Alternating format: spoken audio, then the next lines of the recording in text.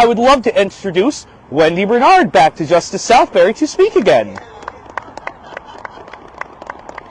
Thank you. Okay. All right. Where do I put it here? You can put it on the start too. Oh. Here. Perfect. Okay. Can everyone hear me?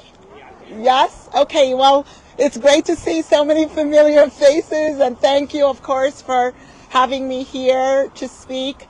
You know, as some of you know, I've been a resident of Southbury for nearly 20 years, and I'm an attorney. I have a law firm just down there across from Denmo's, and I also spent 24 years in the military, so I am a combat veteran, and I do have a Bronze Star medal for that, so I'm very proud of that. But I'm, of course, it was my honor.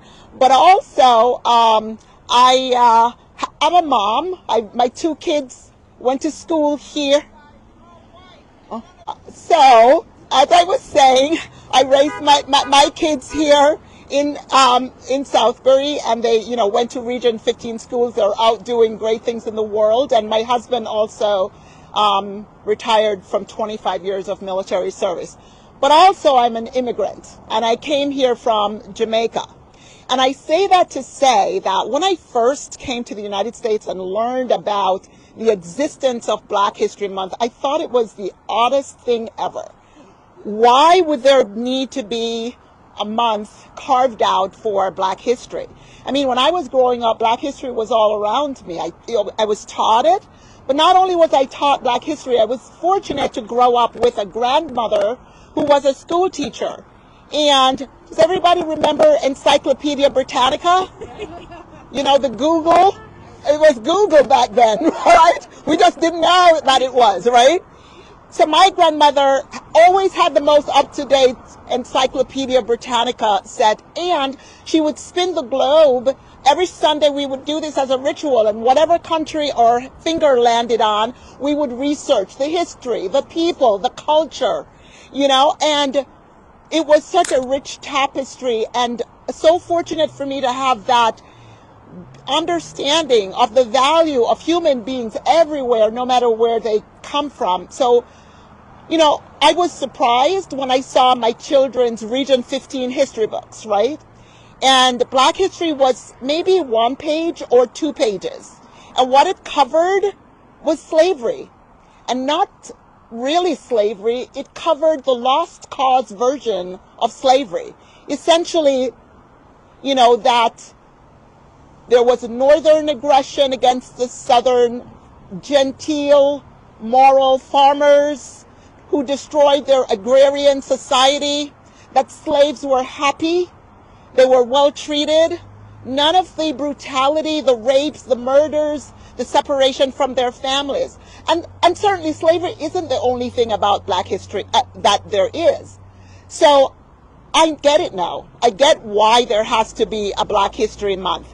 And I'd just like to share something from, you know, President Obama read in the White House. And I'd just like to share this with you. This was 2015, if you would permit me. And what he said was, and I quote, "We gather to celebrate Black History Month, and from our earliest days, Black history has been American history. We're the slaves who quarried the stone to build the White House, the soldiers who fought for our nation's independence, who fought to hold the Union together, who fought for freedom of others all around the world. We're scientists and inventors who helped to unleash American innovation. We stand on the shoulders of giants and also countless nameless heroes who marched for equality and justice for all Americans. African American culture has profoundly shaped American culture in music and art, literature, and sports. We're proud to honor this rich heritage.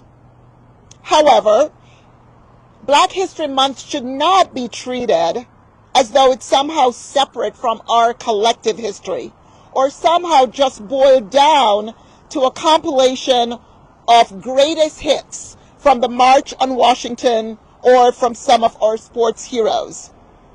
There are well-meaning attempts to do that all around us, from classrooms to corporate campaigns. But we know that this should be more than just a commemoration of particular events. And it says, he said, as long as we keep at it, as long as we do not get discouraged, as long as we are out there fighting the good fight, not just on one day, but every single day, every single month, I have no doubt that we're going to live to the promise of our founding ideals, and that all children, no matter who they are, where they come from, will have the opportunity to achieve their dreams. It's much longer than that, but like I said, I only wanted to give you an expert. Now, the last thing I'd like to share with you. So, if you see me on Facebook, you know, I've posted about the Stafford Challenge. William Stafford is an American poet, or was, and he was a pacifist. He was in an internment camp during World War II. One of the things that he did while he was there was created a discipline to write a poem every single day. And so I came across the Stafford Challenge, which started this year on January 17th, 2024. And the challenge is, can you write a poem every day for 2024, right? Now, I'm not a poet, but I decided to take that challenge, and I decided not to take myself too seriously, and whatever came out, came out. And so this is what came out of that on February 1st, the first day of Black History Month. So here we go. It says, today starts the day. Recognize the people that gave so much of their lives to build a land which now seems determined to undermine their presence, their value, their sacrifice. Diversity, equity, inclusion under attack. Book bans, social studies bans, history bans, celebrate ignorance. Whites only. An old familiar refrain, repackaged as DEI outrage, but we will never go back. No one's trying to replace you. We've had to work so hard just to be recognized, valued, or given a chance. We're not begging. We're not asking for permission. We're here. We're there. We're in every space, everywhere. Why try to divide? Can't you see we are all one? The skin is superficial. Please take a deeper look at me, because there you'll find yourself if you try. And I promise, when you love me, you love you, you love all the world, because we all belong. Thank you. Thank you so much. And that is my contribution. And as I said, I'm very grateful to have had the opportunity to be here with you today. And God bless America.